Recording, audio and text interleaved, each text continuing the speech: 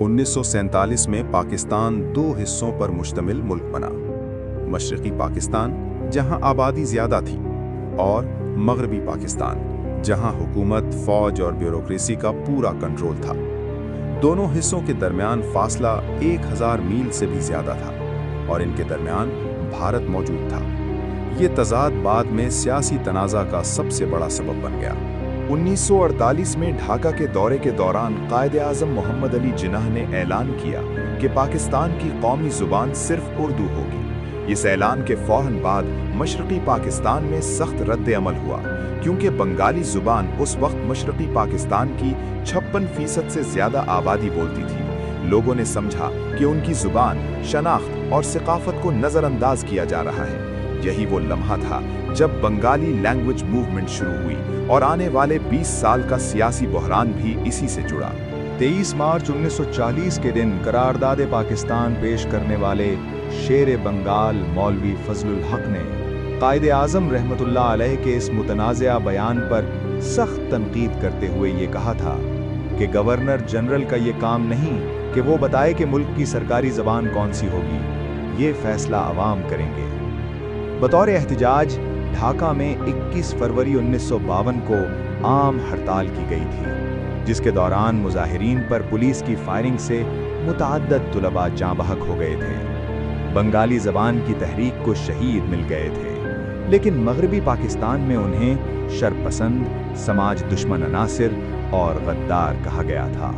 21 फरवरी 1952 के दिन बंगाली ज़ुबान की तहरीक के दौरान हलाक होने वाले शुहदा की याद में 21 फरवरी 1963 को ढाका में शहीद मीनार का इफ्तिताह किया गया था, और बांग्लादेशी हुकूमत की कोशिशों से नवंबर 1999 में यूनेस्को ने इस दिन को मादरी ज़ुबान के आलमी दिन के तौर पर मनाने का फैसला किया था।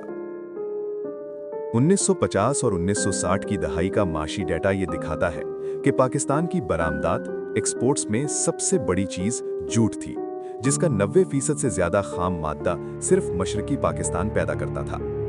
पाकिस्तान की मजमूई बरामदी आमदनी में तकरीबन 55 से 60% हिस्सा मशरक़ी पाकिस्तान दे रहा था, लेकिन तरक्याती बजट में सिर्फ 25% या इससे भी कम हिस्सा मशरक़ी पाकिस्तान को दिया जाता था। जूट की मिलें, इंडस्ट्री, प्रोसेसिंग सब मगरबी पाकिस्तान में लगाई गई, मुनाफा भी वहीं गया। ये माशी गैर बराबरी बंगाली अवाम में पुख्ता एहसास पैदा कर रही थी। वक्त गुजरता गया।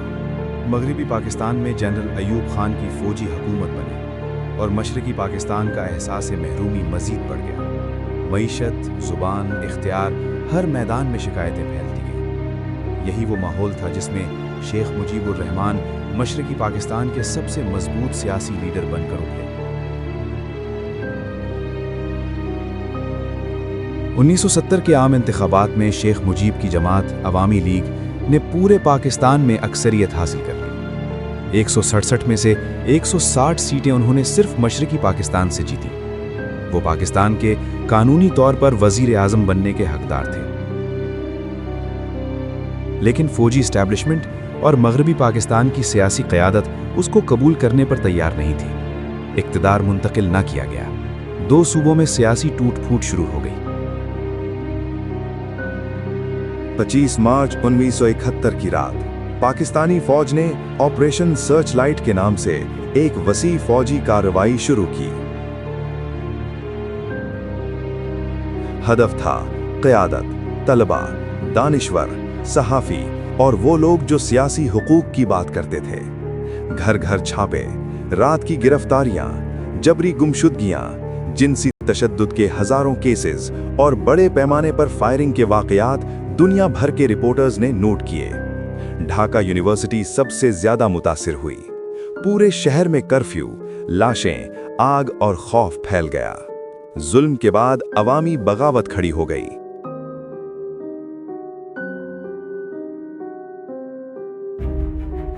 शेख मुजीब को गिरफ्तार करके मगरबी पाकिस्तान भेज दिया गया।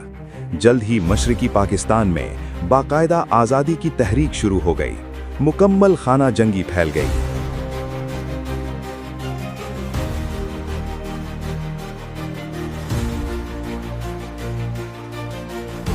पाकिस्तान ने 3 दिसंबर को भारत पर हमला किया। जवाबी कार्रवाई में भारतीय फौज मशरकी पाकिस्तान में दाखिल हुई। मशरकी पाकिस्तान में पाकिस्तानी फौज तादाद में कम, मासूर, रसद से कटी हुई और मुकम्मल तौर पर दिफाई पोजीशन में थी। 16 दिसंबर को ढाका के पोलो ग्राउंड में पाकिस्तानी फौज ने हथियार डाल दिए। Lieutenant general A.A.K. नियाजी ने भारतीय कमांडर जनरल अरोड़ा के सामने सरेंडर दस्तावेज पर दस्तखत किए। तकरीबन 93,000 पाकिस्तानी फौजी और एहलकार जंगी कैदी बने। इसे दुनिया की सबसे बड़ी फील्ड सरेंडर में शुमार किया जाता है। जंग के बाद पाकिस्तान में हमूदुर रहमान कमीशन बना। रिपोर्ट में फौजी और सियासी क़यादत की गलत हिकमत अमली, नाअहली, बदइंतज़ामी और ताकत के गलत इस्तेमाल को जिम्मेदार करार दिया गया। लेकिन यह रिपोर्ट दहाइयों तक छुपाई गई। कौम को असल सच सरकारी तौर पर नहीं बताया गया। लेकिन दुख की बात यह है कि ये कहानी यहाँ खत्म नहीं हुई। आज का पाकिस्तान फिर उसी खतरनाक मोड़ पर खड़ा है जहाँ 1971 में खड़ा था। जैसे बंगालियों की आवाज को कुचला गया था, वैसे ही 2022 में अवाम का वोट छीन लिया गया। जैसे वहां मुंतखब लीडरों को गद्दार कहकर जेलों में डाला गया, वैसे ही आज इमरान खान और हजारों कारकुनों को कैदो जलावतनी दी जा रही है।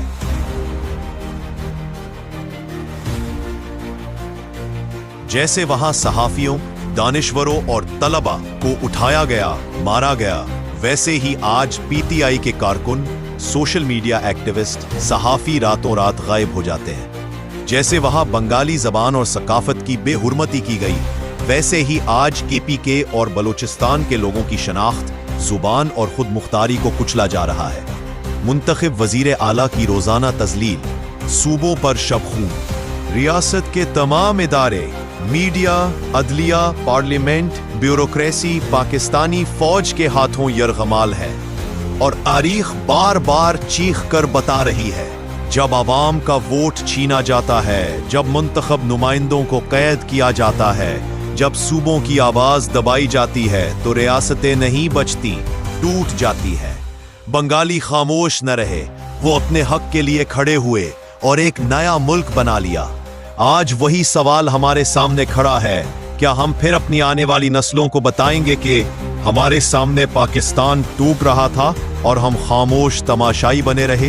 या अब भी वक्त है कि हम उठ खड़े हों, अपना वोट वापस ले, अपने मुंतखब लीडरों को आजाद करवाएं, अपने सूबों को इज्जत दें और इस मुल्क को बचा लें। जब फौज सियासत में आती है, जब वोट छीनती है, जब अवाम को गुलाम बनाती है, तो मुल्क नहीं बचते।